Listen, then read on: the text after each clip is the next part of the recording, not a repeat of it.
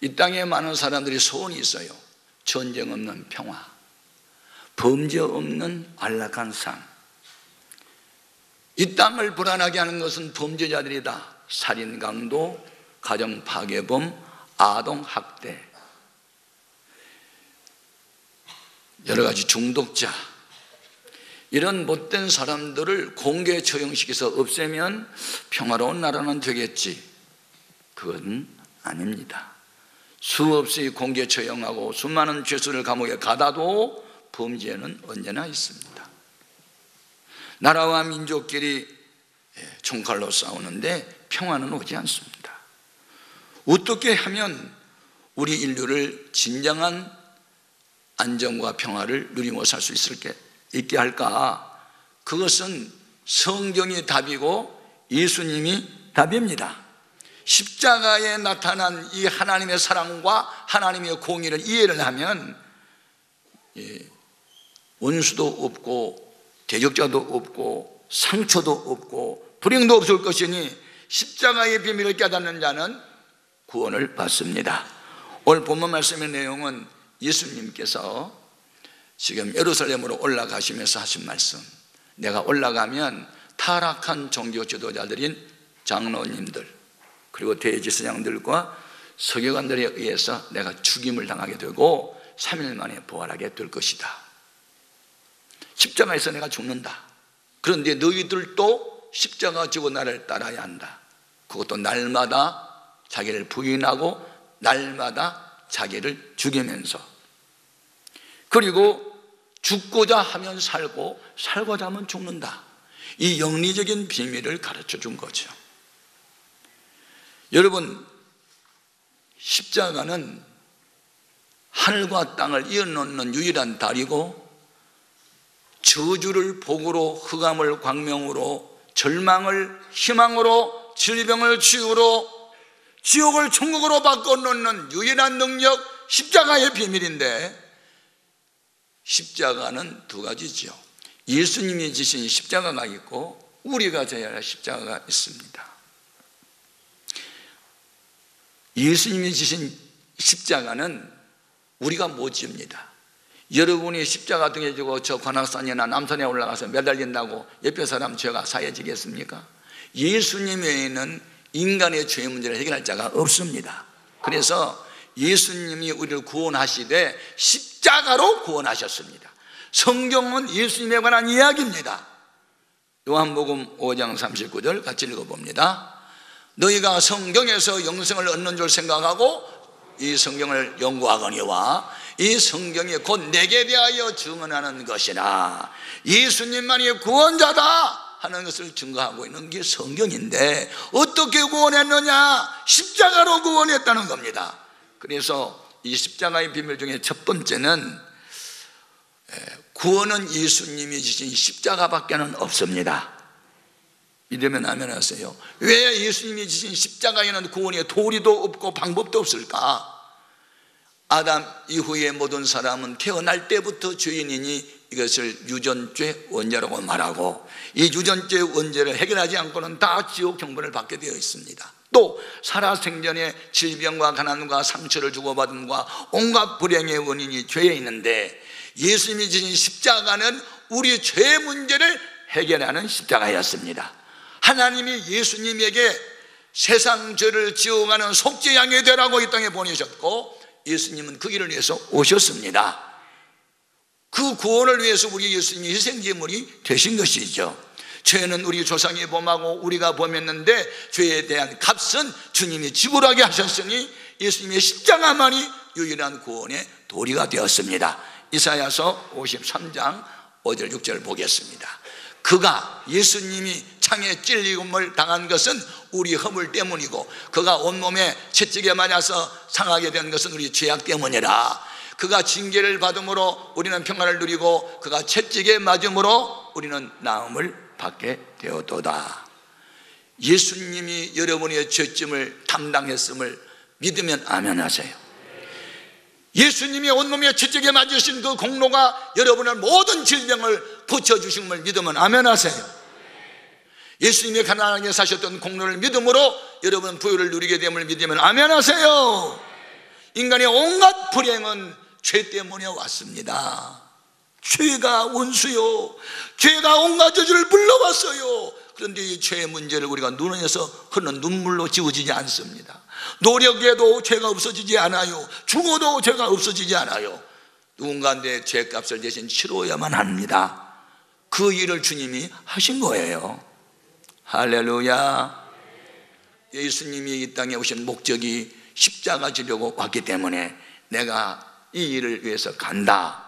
그때 베드로가 주님 왜 죽어요? 무슨 잘못이었나요? 내 잘못이 아니라 너희들 잘못 때문에 내가 죽으러 왔다, 이렇게 말씀하신 거예요. 그때 예수님을 죽이는데 앞장선 사람들은 타락한 종교인들, 세상의 권력을 잡은 정치인들 합세해서 예수 죽였어요.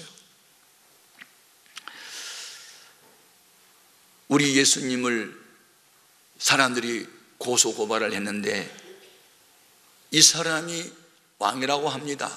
우리의 왕은 가이사, 로마의 황제밖에는 왕이 없는데 이 사람이 왕이라고 말한 것은 로마를 반역하는 죄를 지었으니 처형시켜 주세요. 이렇게 누명을 뒤집어 씌워가지고 고소 고발을 하죠. 빌라도가 접수를 하고 예수님을 신문해 본 결과 사형에 해당되는 죄를 못 찾아요. 원래 그때 사형에 해당되는 죄는 노예가 주인을 반역했다든지 백성이 국가를 반역했다든지 살인 강도짓을 했다든지 하는 사람들만 십자가로 처형했는데 예수님은 살인한 사람이 아니었어요. 국가를 반역하는 사람도 아니에요. 노예 신분도 아니에요. 그래서 풀어놓으려고 그런 것이죠. 그런데 백성이 원치 않아요. 그 백성 가운데 타락한 종교인들은 예수님이 죄를 지적한 거 그거 기분 나빠서 그래서 예수 죽이라고 하는 거거든요. 여러분, 잘못을 지적당하면 겸손히 회개해야 삽니다. 자기 잘못을 지적해 준 사람을 악감을 품고 죽이면 자기도 죽습니다. 요한복음 19장 12절 보겠습니다.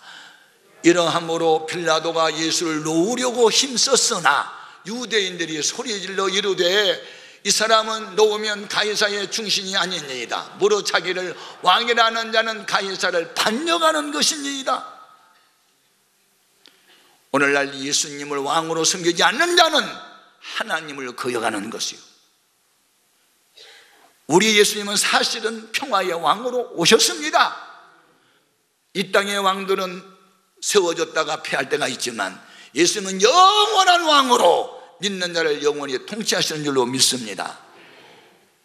여러분, 정치하는 사람은 민중이 원하면 양심의 소리를 외면합니다. 우리 신앙인은 백성이 원해도 하나님 원치 아니하면 가지 않습니다. 그건 신앙 양심이기 때문에 빌라도는 죄인이었습니다.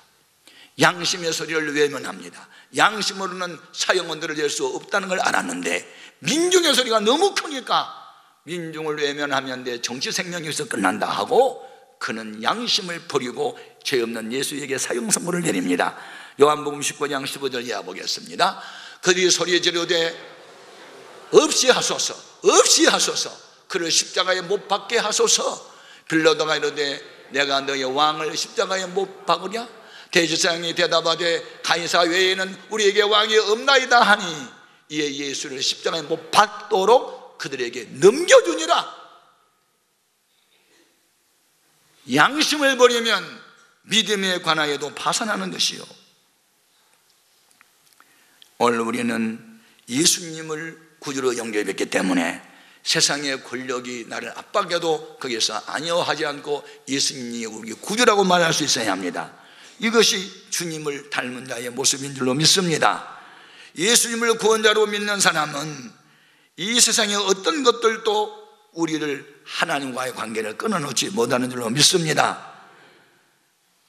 우리 예수님께서 친히 말씀하신 십자가, 이제 십자가 지칩니다.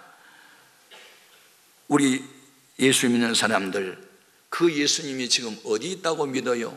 예수를 영접하는 순간에 예수님은 멀리 계시지 않고 우리 안에 계시고, 예수님을 영접하면 성부 하나님 아버지도 따라 우리 안에 들어와 계시고, 예수님을 영접할 때 성령님도 우리 안에 함께 오신 줄로 믿습니다. 그날이 오면 우리는 약한 자가 아니고 이제부터 강한 자가 됩니다. 세상을 이기는 능력 있는 사람이 됩니다. 그날이 언제입니까? 예수님을 왕으로, 예수님을 주님으로, 주인으로 영접하는 순간입니다.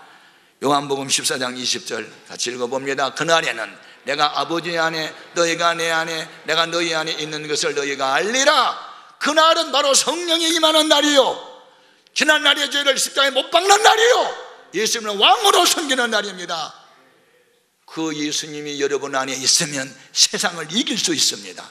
요한 1서 4장 4절 또 읽겠습니다. 자녀들아, 너희는 하나님께 속하였고 또 그들을 이겼나니 이는 너희 안에 있는 계시니가 세상에 있는 자보다 크심이라. 아멘.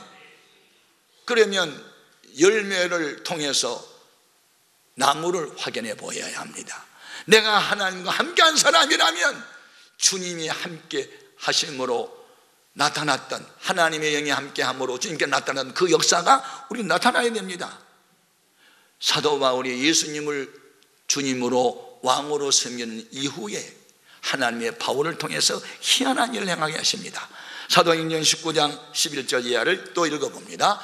하나님이 바울의 손으로 놀라운 능력을 행하게 하시니 심지어 사람들이 바울의 몸에서 손수건이나 앞치마를 가져다가 병든 사람에게 얹으면 그 병이 떠나고 악기도 나가더라.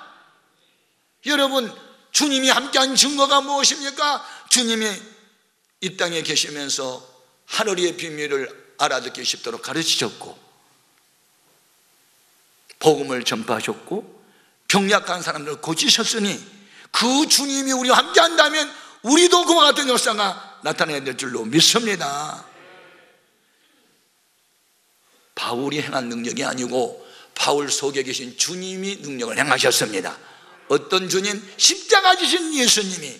그래서 바울은 이 비밀을 깨닫고 과거에는 자기 자랑하고 살았는데 예수 영접하고 난 이후부터는 예수님의 나위하여 지신 십자가 외에는 자랑할 것이 없다고 그랬습니다. 갈라디아서 6장 14절인데 같죠? 그러나 내게는 우리 주 예수 그리스도의 십자가 외에 결코 자랑할 것이 없으니 그리스도로 말미암아 세상에 나를 대하여 십자가에 못 박히고 내가 또한 세상을 대하여 그러하니라. 아멘. 우리 찬송 한번 같이 불러요. 423장 4절만.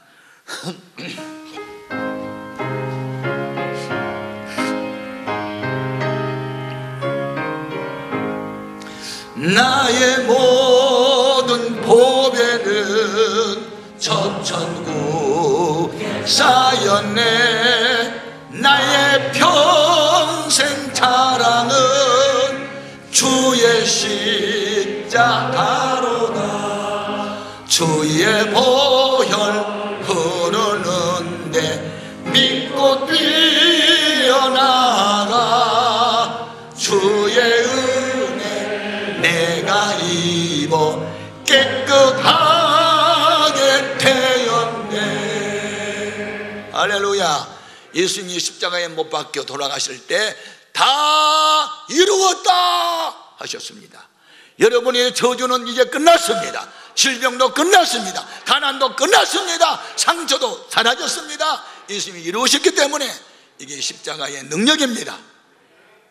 그런데 그 예수님께서 우리더러 또 십자가를 자라고 했는데 두 번째 십자가의 의미, 그것은 구원의 역사는 십자가를 지는 사람들에 의해서 이루어진다는 것입니다. 아멘. 자, 본문 23절 24절 같이 읽어봅니다. 또 무리에게 이르시되 아무든지 나를 따라오려거든 자기를 부인하고 날마다 제 십자가를 지고 나를 따를 것이니라. 누구든지 제 목숨을 구원하고자 하면 이룰 것이요 누구든지 나를 위하여 제 목숨을 잃으면 구원 얻으리라. 아멘. 구원하리라. 놀라운 영리적 비밀이죠. 내가 죽어야 남을 살린다. 그게 십자가다. 너희가 져야 할 십자가다.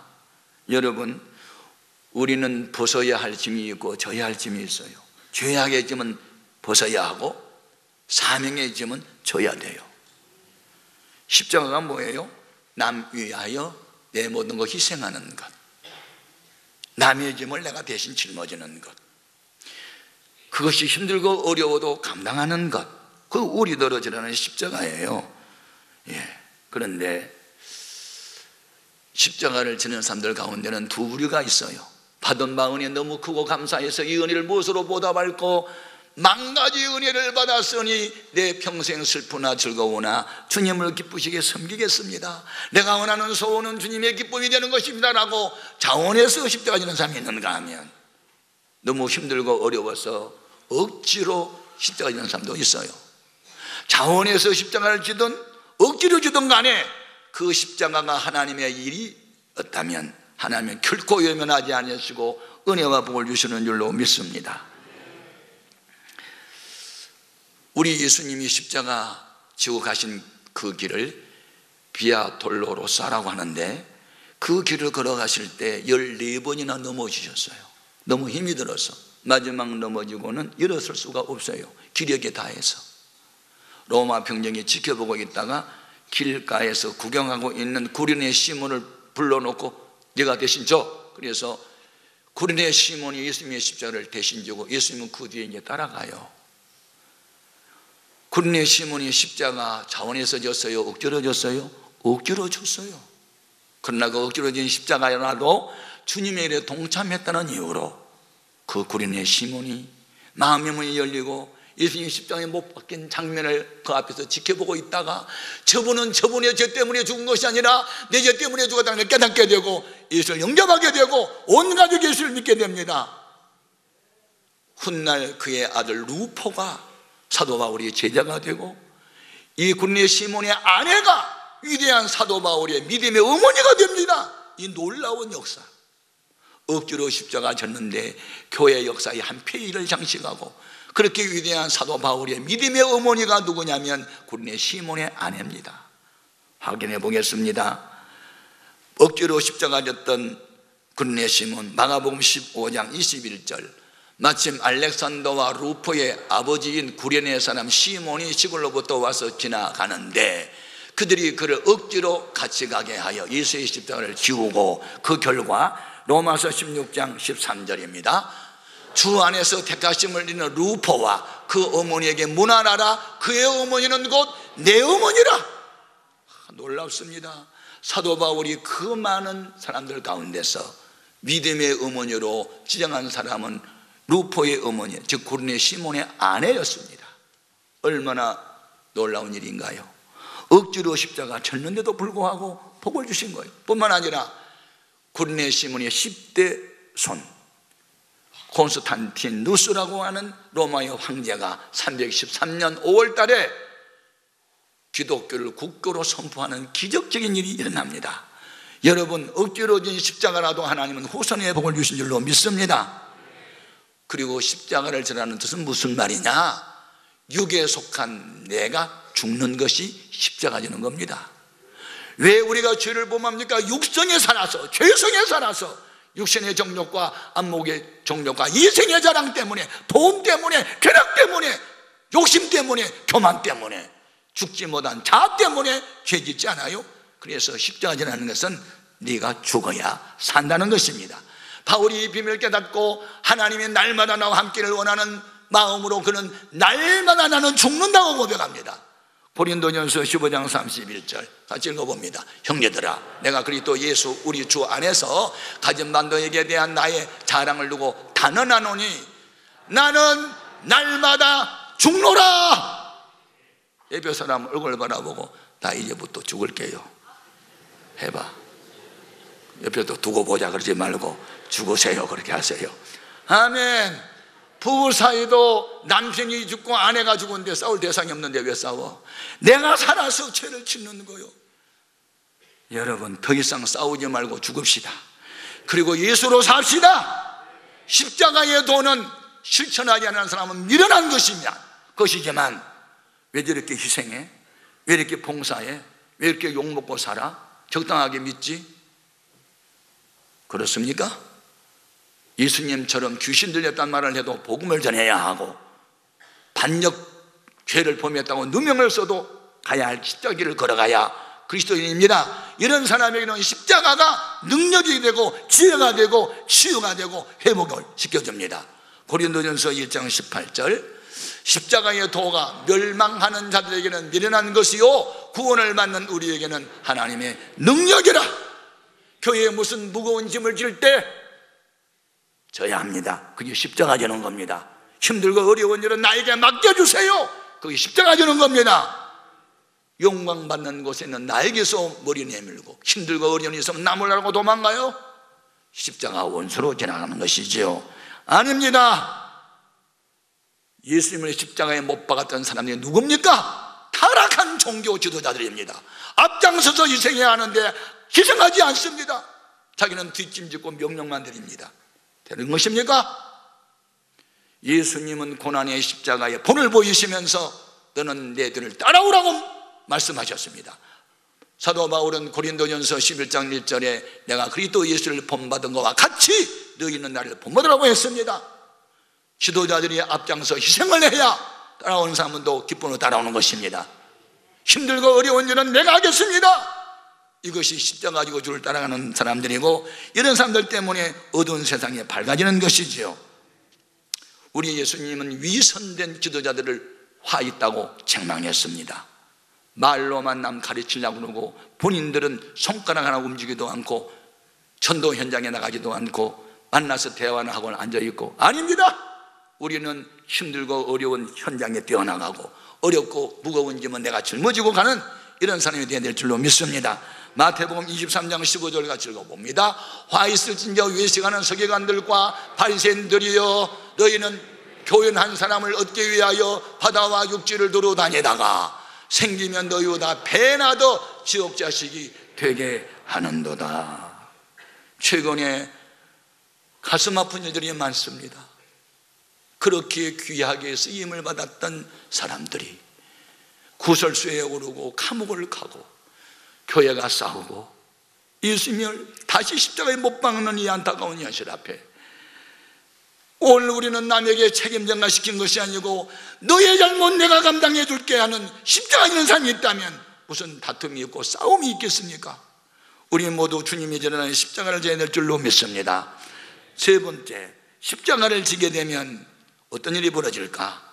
십자가를 진 자가 예수님의 부활 생명을 누리게 됩니다. 아멘.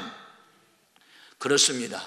십자가가 있어야 부활도 있는 거고 십자가가 없으면 부활도 없는 거예요. 여러분, 고난을 극복한 것만이 살아남고 귀하게 쓰임 받습니다. 아름다운 소리를 내는 바이올린을 만드는 나무는 높은 산에서 북풍한 소리를 견디어서 자란 이탈리아의 베네치아의 삼나무라고 합니다. 깊은 계곡 안반 사이에서 모진 고통 견디어낸 나무가 단단하게 자라기 때문에 아름다운 소리를 낸다는 것이죠. 독수리가 세종의 왕이 될 수 있었던 것도 훈련을 강하게 시킨다는 데 있습니다. 독수리는 아무도 손 닿을 수 없는 높은 절벽 위에 집을 지을 때 가시 그리고 돌멩이로 밑에 깔고 그 위에 자기 깃털을 뽑아서 부드럽게 한 뒤에 알을 낳고 새끼가 부화되면 좀 자라면 거기 부드러운 깃털을 다 없애버린대요. 그럼 뭐가 남아요? 딱딱한 돌멩이하고 가시만 남으니까 아프겠죠. 그래서 내가 살려면 둥지를 떠나야 되겠구만, 그렇게 스스로 깨닫게 한다는 겁니다. 고통스러워야 그 자리를 나오고 싶지 않아요. 그래가지고 조금 날개가 날면 이렇게 좀 자라면 날개를 강하게 하기 위해서 새끼를 등에 업는데요.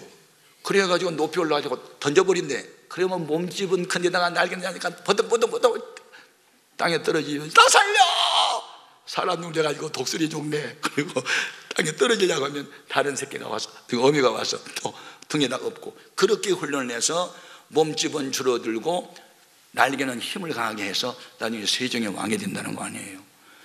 한 번씩 던질 때마다 나중네 얼마나 비명을 질렀겠어요. 오늘 우리 인생을 살다 보면 때로는 암병이 찾아오고 때로는 사업이 무너지고 자식이 속을 썩이고 등등 이런 고난들이 있어요. 그거 십자가 안 지고 도망갈래요? 질래요? 나중네 할 때 나중네 하지 말고 주여 그러고 기도를 하면 주님이 우리에게 영성을 강하게 해서 결과적으로는 그 고난과 역경을 견뎌낸 사람을 하나님은 들어 쓰기도 하시고 세상을 이기기도 하시니, 그래 바울이 그 많은 고난 가운데서 소망이 있었던 것은 현재 당하는 고난은 장차 나타날 영광에 비교되지 않는다며 십자가를 통해 졌던 것입니다. 로마서 8장 17절 이하를 읽겠습니다. 자녀이면 또한 상속자, 곧 하나님의 상속자요 그리스도와 함께한 상속자니 우리가 그와 함께 영광을 받기 위하여 고난도 함께 받아야 할 것이니라. 여러분, 영광의 그날을 바라보십시오. 어두운 밤 지나면 새날이 오고 겨울이 가면 봄은 옵니다. 십자가를 견디고 나면 영광의 그날이 옵니다. 그러나 현실에 너무 급박하고 오늘의 평안만 찾고 십자가를 안 지고 도망만 다니면 영광도 영원히 없습니다. 그래서 우리더러 영광의 그날을 기대하면서 주님은 너희들이 나와 함께 천국에서 영원히 살려면 십자가 등에 지고 나를 따르되 날마다 십자가 져라, 날마다 너 죽어라, 그래야 주의 영광을 위해서 살 수 있다고 말하니 이 사순절기에 내 죄 때문에 울고 우리 가족 죄 때문에 울고 구원받아야 할 사람들을 위해서 전도의 현장으로 뛰어나가고 고난의 십자가를 질 때 영광의 그날이 올 줄로 믿습니다. 기도하겠습니다.